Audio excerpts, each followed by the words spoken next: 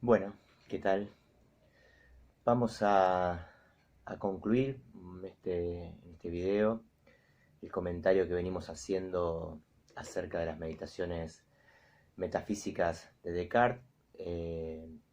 Habíamos quedado en el inicio de la meditación segunda, titulada de La naturaleza del espíritu humano y qué es más fácil que conocer que el cuerpo. Recuerdan ustedes que Descartes estaba en un punto en el cual ya había puesto todos los conocimientos en duda, había, según sus palabras, caído en aguas profundas y no encontraba modo de salir de esta certeza de la duda de que no había nada cierto, la certeza de que no había efectivamente nada cierto y que necesitaba, decía Descartes, un punto de Arquímedes, un punto en el cual poder sostenerse para seguir avanzando. Y habíamos adelantado que ese punto iba a ser el cogito. Entonces, recordemos en qué punto estábamos y cómo Descartes logra efectivamente formular el cogito, el pienso, luego soy, de una manera lógica, siguiendo una argumentación lógica. Descartes venía de la hipótesis del genio maligno, que es la hipótesis que le había permitido poner en duda incluso el conocimiento matemático. Y es entonces, en el principio de la segunda meditación, cuando se pregunta ¿qué puedo ser? Entonces, siendo que he llegado a dudar incluso de la existencia de mi cuerpo. Sin embargo, si he pensado alguna cosa, errónea o no, es, dice Descartes, porque yo era algo. Y en ese punto es que la hipótesis del genio maligno lo precipita de manera lógica hacia el cogito. Porque incluso si el genio maligno lo engaña respecto del contenido de sus pensamientos, de lo que no puede dudar Descartes es que, engañado o no, confundido o no acerca de aquello en lo que piensa, del contenido del pensamiento, de lo que no puede dudar es que en el instante mismo en el que el genio lo está engañando, él de todos modos piensa. Y si piensa, entonces alguna cosa él es. Es importante que esta parte lógica del desarrollo de las meditaciones se entienda porque es después de haber dudado de todos los conocimientos e incluso de las matemáticas y haber formulado la hipótesis del genio maligno que Descartes está en condiciones de producir el cogito y lo produce a partir de la duda misma. No puede dudar de que duda y si duda piensa y ya no es importante aquello en lo que piensa, porque es el territorio en el cual efectivamente el genio lo puede engañar, sino el acto mismo de pensar, el hecho mismo de pensar lo que Descartes está proponiendo como fundamento, como base del edificio de la ciencia. Es por eso que tenemos un pienso y un entonces. Ustedes recuerdan seguramente de filosofía que el luego que une pensar y ser no es un luego de la temporalidad, no es el luego de después, sino que es un luego que funciona como un entonces, ¿no? O en tanto, ya que viene del término latín ergo, ¿sí? Pienso, por tanto soy, pienso entonces o por lo tanto soy. Es decir, que en el instante mismo en el que estoy pensando, en ese instante mismo soy.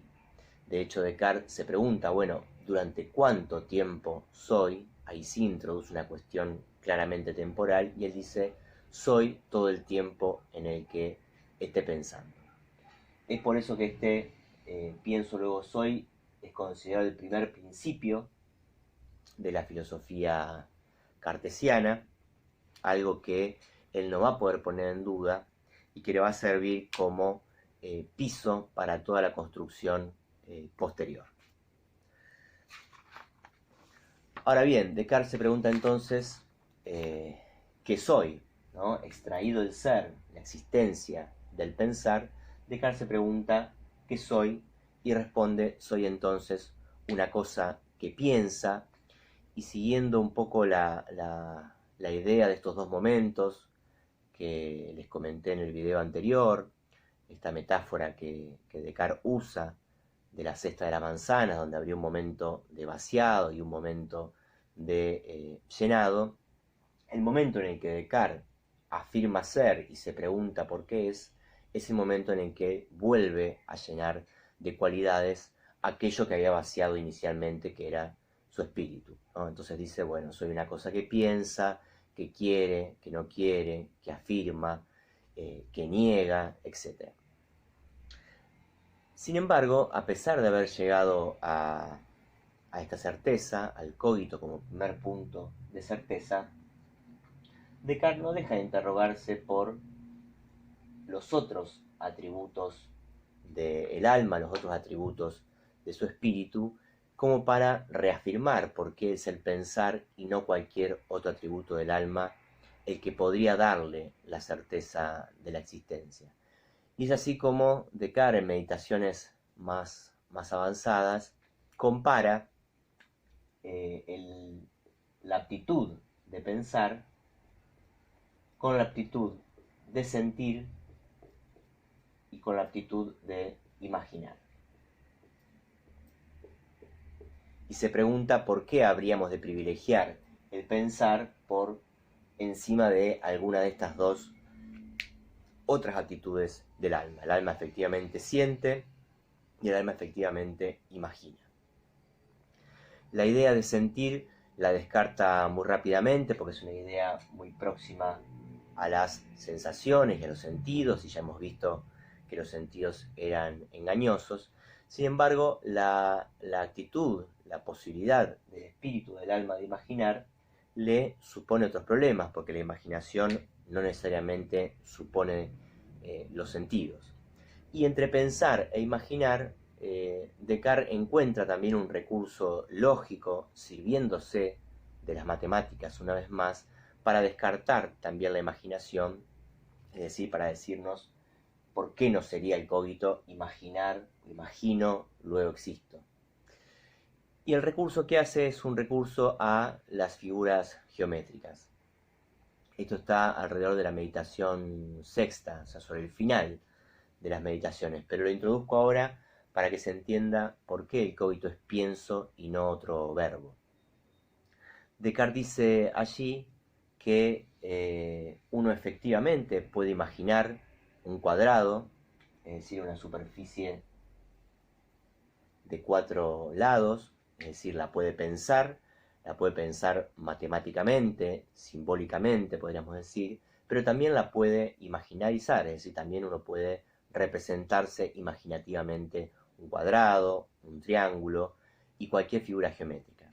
Sin embargo, dice Descartes, hay ciertas figuras geométricas que son francamente inimaginables, ¿no? Y pone el ejemplo del kilógono.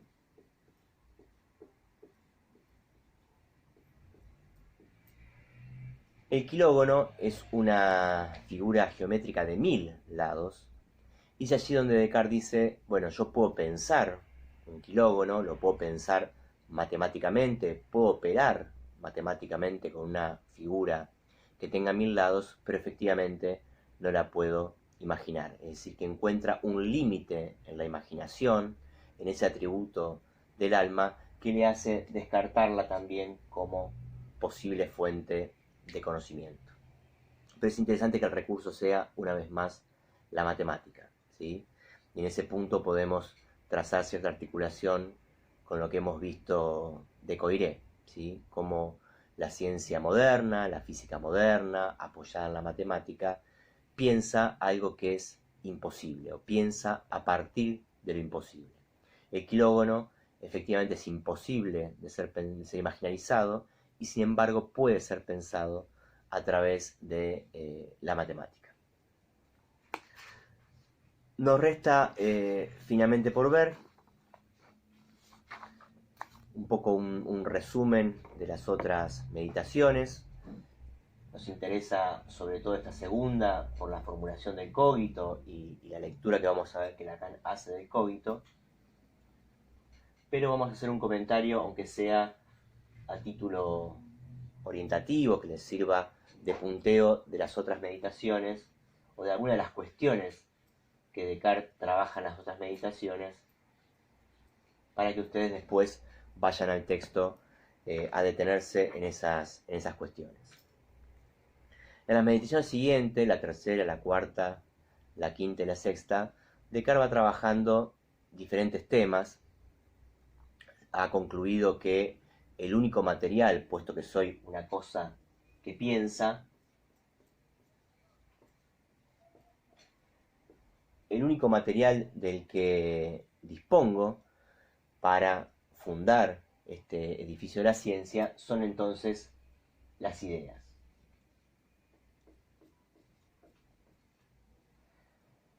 Ahora bien, las ideas pueden proceder, dice Descartes, de fuentes diferentes, y algunas fuentes son más engañosas que otras, y es por eso que él hace esta suerte de clasificación de las ideas que ustedes seguramente deben conocer, entre las ideas adventicias, las ideas facticias y las ideas innatas. Las ideas adventicias son aquellas, dice Descartes, que proceden del exterior, aunque podrían también proceder de mí, pero proceden fundamentalmente desde el exterior.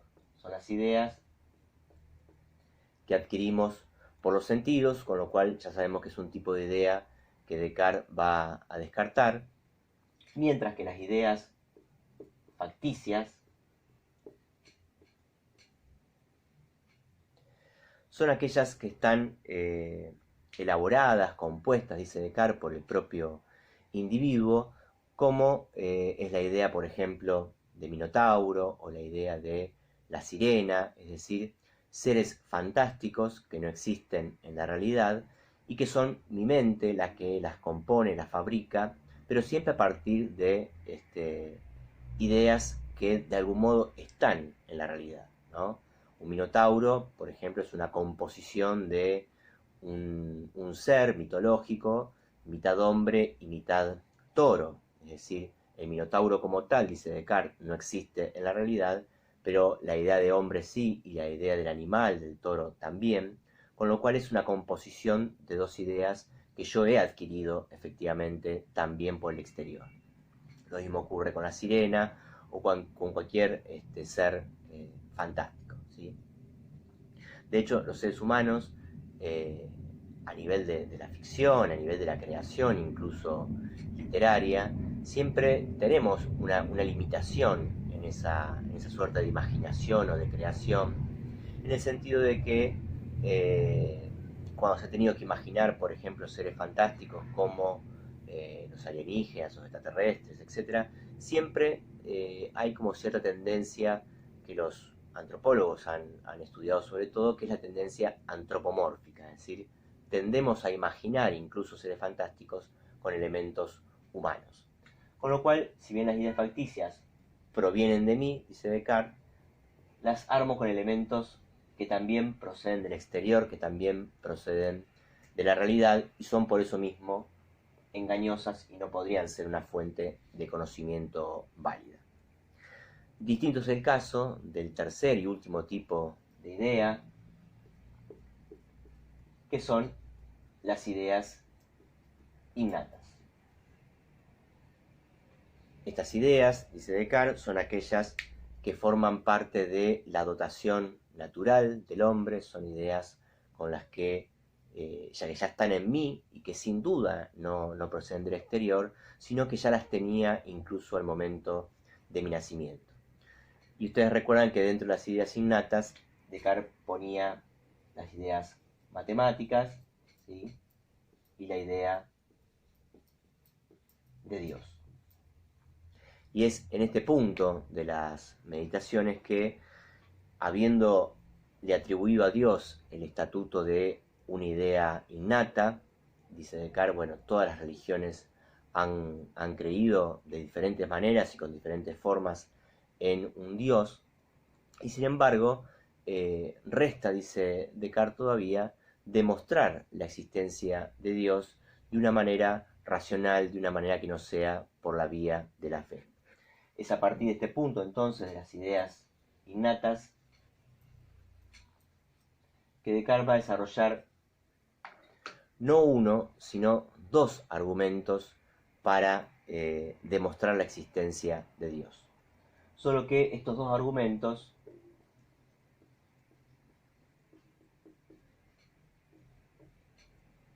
acerca de la existencia de Dios no son exactamente de la misma naturaleza.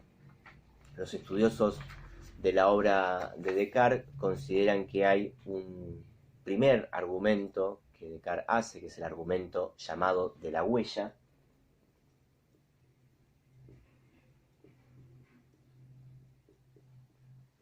y un segundo argumento, que es el argumento ontológico o argumento de San Anselmo.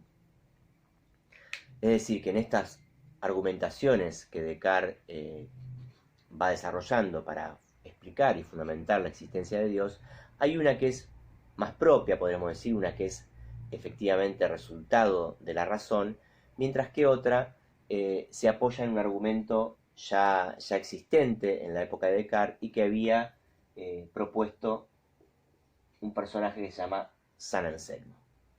Vamos a comentar brevemente estas dos argumentaciones para después dar por concluido nuestro recorrido. La primera argumentación que ustedes van a encontrar en las meditaciones tiene que ver con la idea de la finitud y la infinitud, y que se considera que es la argumentación más propia, más original de Descartes, puesto que, como vimos, la idea de infinito no existía antes de la física moderna, no existía antes del pensamiento moderno. Lo que dice Descartes, y por eso se la conoce como argumento de la huella, es que Dios ha dejado en mí la idea de Dios. Dios ha dejado en los seres humanos una huella, y esa huella constituye la idea de Dios. Y que esto se deduce, dice Descartes, del hecho de que si yo soy una cosa que piensa, pero soy una cosa a fin de cuentas finita, como lo finito, dice Descartes, no puede proceder de lo finito, es necesario que exista una entidad infinita de la cual se desprenda lo finito. En eso consiste el argumento de la huella. Hay algo infinito y yo, que soy un ser finito, derivo de alguna manera de ese ser infinito que ha puesto en mí la idea de Dios como idea de la infinitud.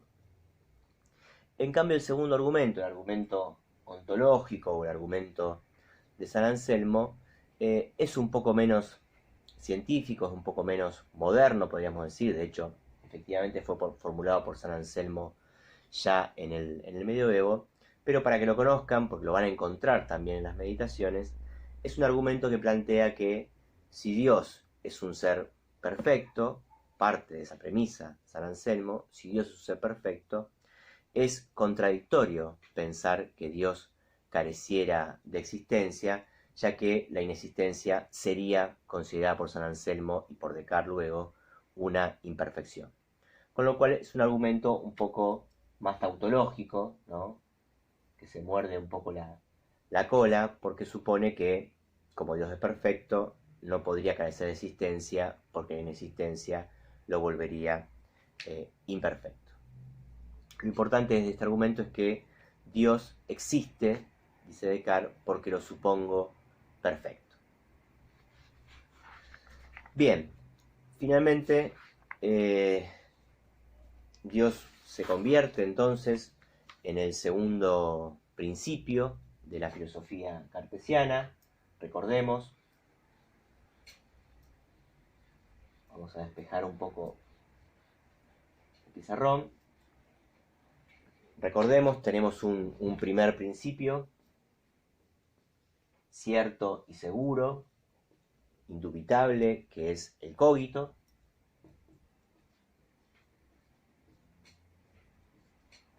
Pienso, luego soy. Y un segundo principio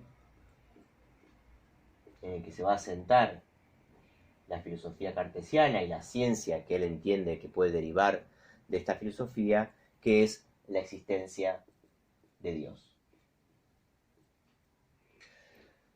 Es sobre esta base, sobre la certeza de que piensa y sobre la certeza de que Dios existe, que Descartes le va a asignar a Dios, vamos a decir así, separa lo que es del hombre y separa lo que es de Dios, ¿sí?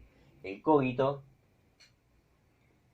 el hecho de pensar, tiene que ver con el saber,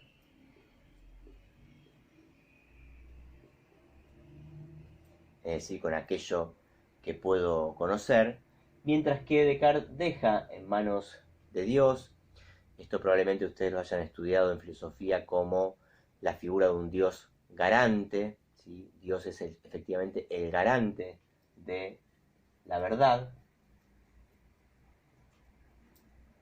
términos que ustedes recordarán haber trabajado en el teórico, en el texto Saber de la Opinión, porque efectivamente es un gesto inaugural en la filosofía cartesiana separar por un lado el saber y por el otro lado la verdad. El saber queda del lado del hombre, tiene que ver con el saber científico, con lo que se va a constituir como la episteme, mientras que la verdad, aquello que da soporte al edificio cartesiano, la verdad ya no va a ser asunto del hombre, ya que es Dios el que garantiza la verdad de los conocimientos que yo pueda adquirir a través del saber, ¿sí? Es decir, que Dios está ahí como garante de la verdad y de la veracidad de los conocimientos que Descartes considera que se pueden adquirir a través del pensamiento.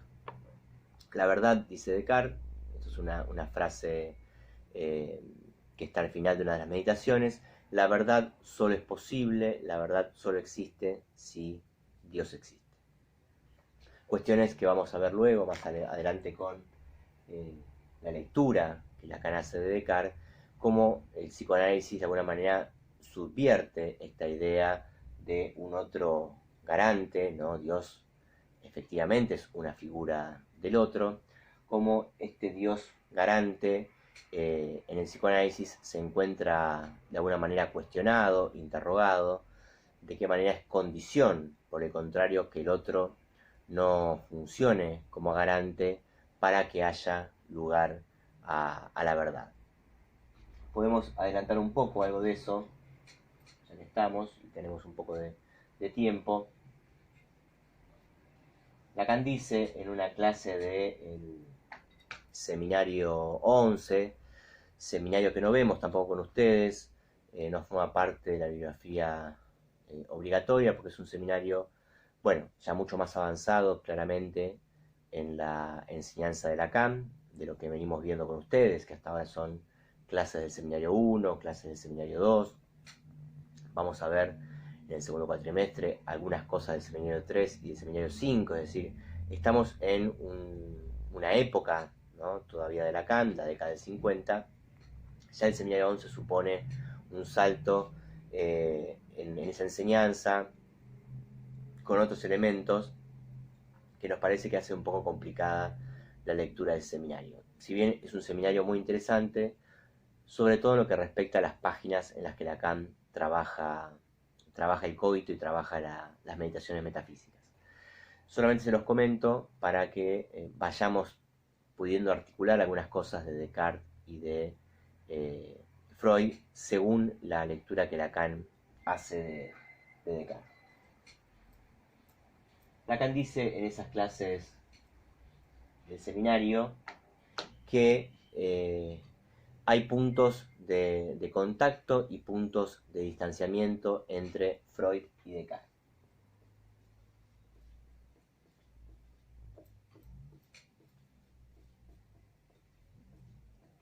Dice que el proceder de Freud es cartesiano en el sentido en el que tanto Freud como Descartes parten, dice Lacan, de la duda.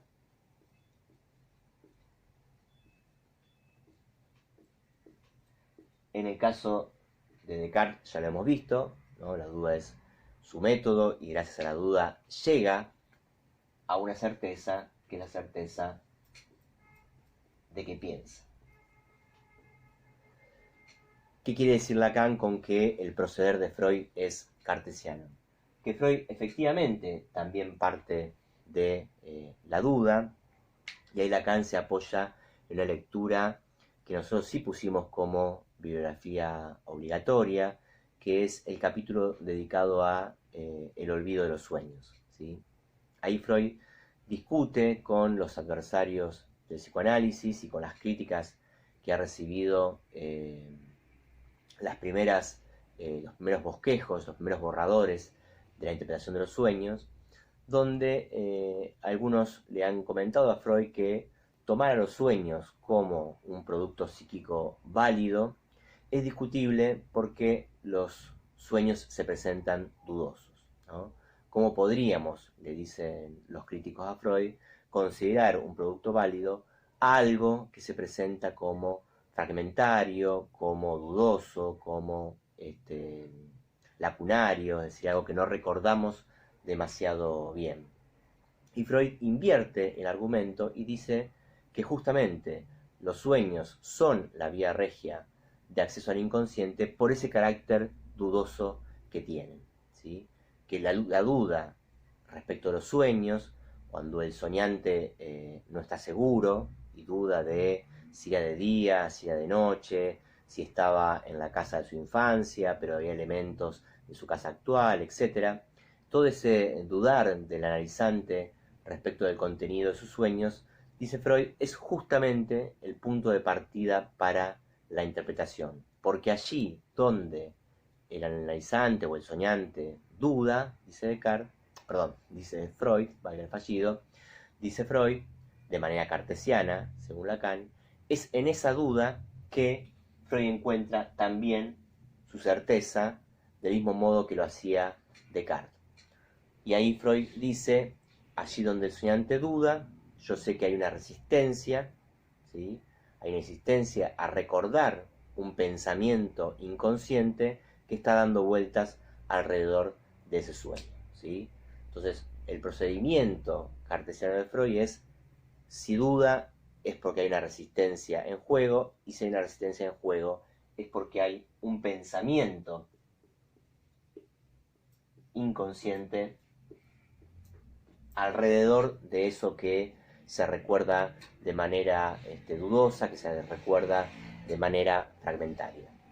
Y es por eso que Freud hacía habitualmente a sus pacientes contar varias veces el mismo sueño para detectar efectivamente cuáles eran los elementos que no pasaban la barrera de la resistencia, para identificar allí justamente los pensamientos más importantes del sueño. No los que se recordaban, sino justamente aquellos que no se recordaban o que se recordaban mal, se recordaban de manera disfrazada. Freud compara este procedimiento del sueño o este procedimiento en la interpretación del sueño en un pie de página con lo que pasaba con el personaje mitológico de Cifrido, ¿no? Cifrido era un héroe, al modo de Aquiles, supongamos, un héroe que tenía no obstante un punto débil en su espalda, donde si era herido allí podía efectivamente ser derrotado o ser dado muerto. Y los enemigos de Cifrido organizan una estratagema en la cual le regalan una capa a Cifrido que está indicada, ¿no? En esa capa está marcada o plasmada el lugar exacto en el cual había que golpearlo para matarlo, ¿no? Entonces Freud dice que la duda, las resistencias que aparecen en el sueño funcionan como la capa de Cifrido, es decir, nos orientan acerca de a dónde debe dirigirse la interpretación. Entonces, primer punto, tanto Freud como Descartes, este sería un punto de semejanza, perdón. Ahora vamos a ver la diferencia. Este es un punto de semejanza entre Freud y Descartes que Lacan encuentra, y que tiene que ver con el proceder tanto de Freud como de Descartes. Ambos parten de la duda y ambos llegan a una certeza. Ahora bien, la certeza de Freud y de Descartes no podríamos decir que es exactamente la misma, pero sí vemos, ¿no? No es la misma en el sentido que Freud llega a pensamientos inconscientes y Descartes llega al acto de que piensa, sin ocuparse si ese pensar es consciente o inconsciente, pero vemos que hay cierta similitud en cuanto que en ambos autores se trata, dice Lacan, de pensamientos. La verdadera diferencia pasa ya por otro asunto, dice Lacan, que tiene que ver con el otro de Descartes y el otro de Freud. Por supuesto, otro es un concepto, como vimos, que introduce Lacan, pero con el cual Lacan se sirve para leer a Freud, y él considera que el otro, podemos decir así, que se pone en juego en el psicoanálisis, es diferente del otro que pone en juego Descartes en la filosofía, ¿sí? Mientras que el otro de Descartes es un otro sin barrar, dice Lacan. Dios se presenta como una mayúscula, un otre mayúscula, sin barrar, puesto que es el garante de la verdad y es un ser perfecto, y esa perfección es la que le da ese lugar de garante.